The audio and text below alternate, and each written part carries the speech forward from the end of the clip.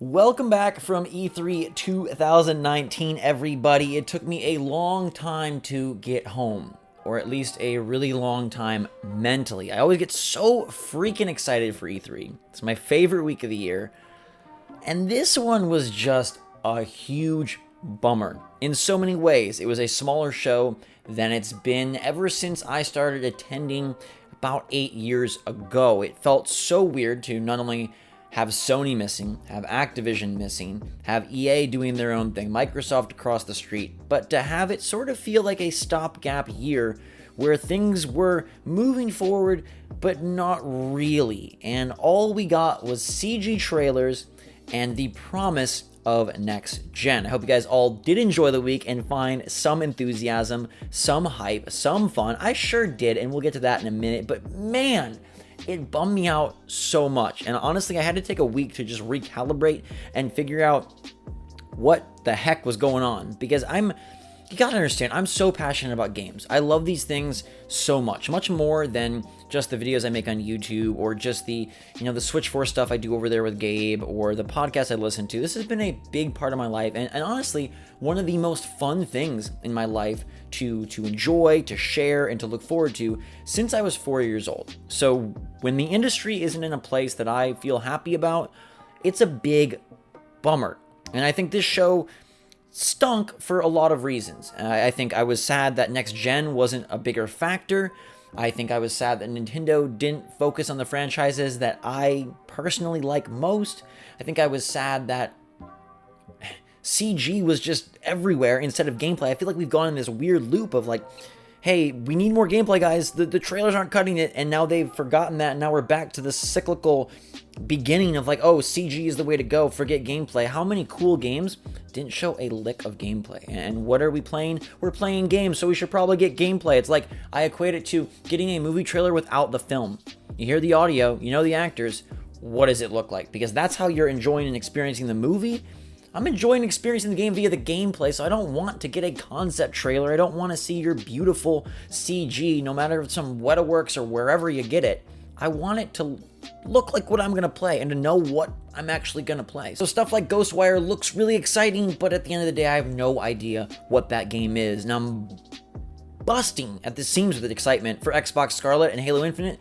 I have no idea what a next-gen game looks like. And I really thought Microsoft dropped the ball because they had a chance to exist in the E3 space in the absence of Sony, and they could have really just won the early conversation on next gen. And I think they came out and acted like people didn't know they were working on a new console and just gave us some specs and some talking heads and a really pretty story-ish trailer for Halo Infinite. But why not show gameplay, or why not show the box? Perhaps it's not ready, maybe the games aren't as well, but I really thought this was a time for them to lay down their hand and say, we've got a straight flush.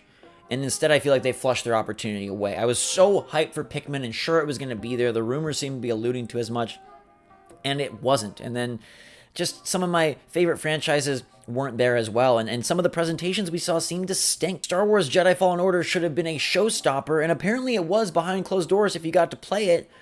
But the thing that they put forth on their stage kind of was lackluster and seemed just like Force Unleashed 3, yet that game is nothing like that. It's basically open-ended Metroid where you can fly around and you need to get different upgrades in order to access different areas, and there aren't very many mission markers, and you can kind of explore as you wish with some sort of pseudo Dark Souls combat, which sounds awesome and apparently is awesome, but that is not what was conveyed to us. So I left E3 feeling like games are in a terrible space, and I spent the last week kind of going back and looking at what games do I love, what do I love about gaming, and why isn't that coming through very much for me in 2019. I'm still kind of working through that. I don't have a thesis answer for you, but I went back and I was watching like BioShock footage and Portal 2 footage and Dead Space 2 footage, and I think these games did such a better job of linearly guiding you through a masterfully crafted experience. And I think the burgeoning genres of open world everything and do whatever you want in a game and Battle Royale has created these great play spaces, these epic sandboxes. But I never liked the sandbox. I was much more a fan of the slide because that's a ride you can go on. There's a beginning, a middle, and an end, and you know it's going to be good. You know you're going to get something that is well designed, it's laid out before you, and you can have fun with it. You don't have to make your own fun or try and cull some entertainment out of the tool set laid before you. I never was a very imaginative kid, and I think that's a lot of the reason why I love single player driven narrative based games, and I love that you get to see the vision of the designers rather than a tool set that a team of 1,000 was able to put together in an impressive fashion, but in sort of a homogenized and oftentimes lacking vision or guidance fashion. That's not to say that there weren't some really cool things at E3. Control is one of the best controlling games I think I've ever played. I don't know how Remedy has leveled up their polish so much, because don't get me wrong, I loved Alan Wake. I loved Quantum Break. They weren't the best playing games. Great stories, great concepts, but now Control, they bring a super interesting concept with superb gameplay. That thing feels like you are an X-Men. If Avengers disappointed you after the impression said that, yikes, that game is not what we thought, and basically a one-button beat 'em up that doesn't seem so great, well, don't worry, because you get to basically play an even cooler X-Men game in the form of Control. It's really, really good. It's my most anticipated game and probably my favorite thing that I got to see or play at E3. And I got to play it, which was a big deal because this E3 didn't have much. The show floor was crowded with lines to wait to see theater demos.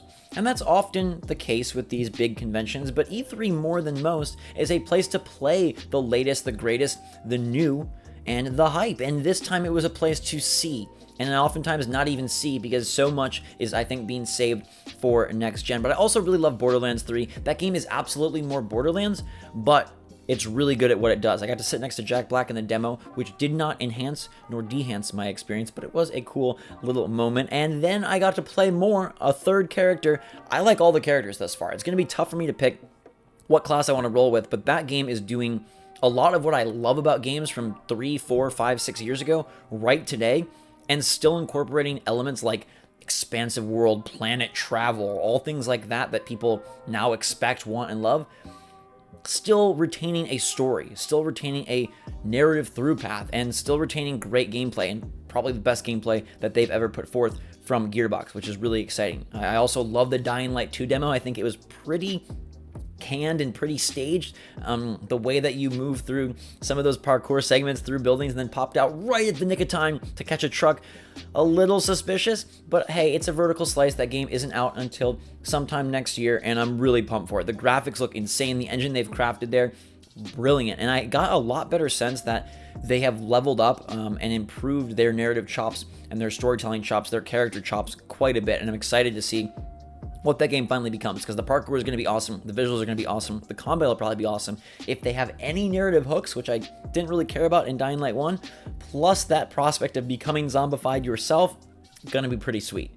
I also really like the Outer Worlds. It feels like Fallout without the Fallout brand, and maybe that's exactly what Fallout needs right now. They introduced a lot of interesting things for 76. It's not grabbing me. I don't know if it's grabbing others, but I'm sure ready for another game in that fashion that doesn't fall under that Wasteland vibe. And I think that the Outer Worlds is doing really cool things. Again, it has interplanetary travel, big open worlds, but the power sets look intriguing, the worlds look vibrant, and I'm very excited to hopefully see more, because it's also a game that comes out soon. It's a game that comes out this year. It's a game that we can actually play in a couple of months. That was another big missing factor of E3 2019, were the 2019 games. Almost everything awesome coming in 2020, and if something was coming in 2019, often it was overlooked. In the case of Gears of War 5, which Microsoft chose to show basically none of. I got to play the new cooperative mode, the new Escape, the Hive, Escape the Poison Gas mode. That's really cool. Gears control is great. I love seeing the numbers pop off the enemy heads, and I think that's going to be a very fun bite-sized version of Horde that can be accomplished in 20 to 30 minutes. That game in general, I love what they're saying. They just didn't show it, and it's so strange that you wouldn't put forward what I think are the coolest things you're doing. And I wonder if it's because gaming has gotten so massive, now you want to try and appeal to everyone. You want to try and be as generic as possible in order to be as successful as possible, which isn't the way that games should work. But I have read that the Gears team has really gone out of their way to take chances, to take risks, and to move Gears 5 into a completely new era for the franchise, whereas 4 played it really safe, and they were explicit about it playing safe. They didn't want to, knock any skulls or rock any boats or worry any of the fandom, and they still created a really fun game. But I think 5, being more of a risk taker and being more fresh is going to do a lot for that franchise. I think the game is going to be awesome, and it's again out really soon. On the Nintendo front, Luigi's Mansion 3 and Pokemon Sword and Shield stole the freaking show for me. I'm surprised that Pokemon is now my most anticipated Switch game, but they're doing everything right. Yes, the graphics are not where we'd like them to be, especially if you come from the PlayStation or Xbox family, but they have made evolutionary steps in this often very samey franchise. The giant wild area is going to be really cool to explore. Moving the camera, I know that shouldn't be an exciting feature in 2019, but it is for Pokemon, and the new guys, all the new Mons look great. Impidimp, one of my new absolute all-time favorites. Dynamaxing, while simple from a gameplay perspective, is a beautiful example of how they've upped the presentation here. I thought Let's Go last year looked fantastic and was probably my favorite realization of Pokemon that I've ever seen. And this one may take the cake even from that game. And it was a pretty big, yummy piece of cake. Here, it looks more like the Pokemon we've come to know. It looks more like the anime, more like the handheld.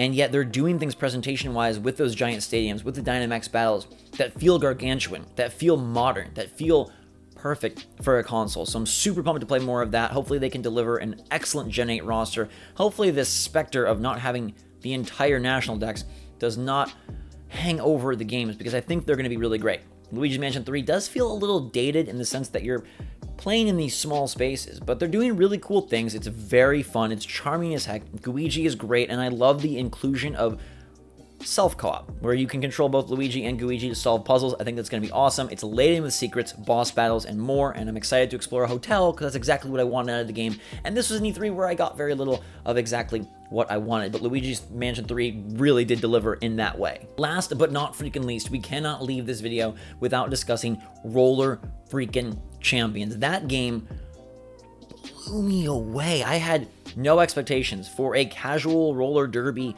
experience, and yet that's my favorite thing Ubisoft had at the show. The game is excellent. It's like Rocket League, but to me, more manageable. I always struggled with the disparity in skill that I faced when going online, or even played with some of my hardcore friends, and it felt frustrating to not get the ball, or to miss shots, or to constantly be so close.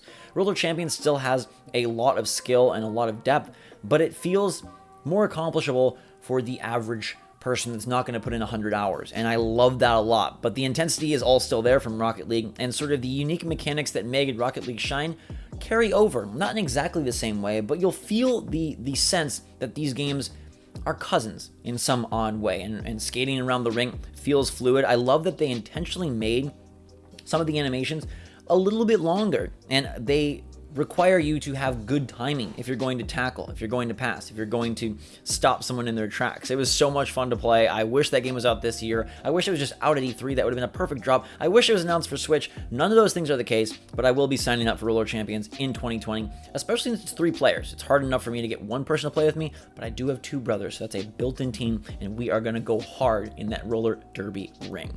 So from shock and sadness, boredom and bummin', I did manage to salvage a pretty fun week and got to see a lot of familiar faces. That's always a good time, and there were enough really cool game experiences to walk away feeling happy. And after taking a week to kind of look over everything, reevaluate, I'm ready to go. I have a bunch of footage actually from the show, things that I captured, things that I recorded. I'm going to be sharing that all with you. Plus the games don't stop coming. We got Mario Maker 2 this week. I just got review code for The Sinking City, which I want to check out. Not sure how I'm going to bring these things to you or what exactly I'll bring, but a lot of new footage, a lot of new games, and we're going to be back on a regular video train. Plus, don't worry, Evolve ain't going away. I haven't forgot you guys. We will continue to play that game because I know that's one of the most special things about this channel. And I hope that some game from the list that I just mentioned will garner similar love from you and from I hope that we can enjoy at least one of these a lot together. And for me, I'm betting my money on Control, and even though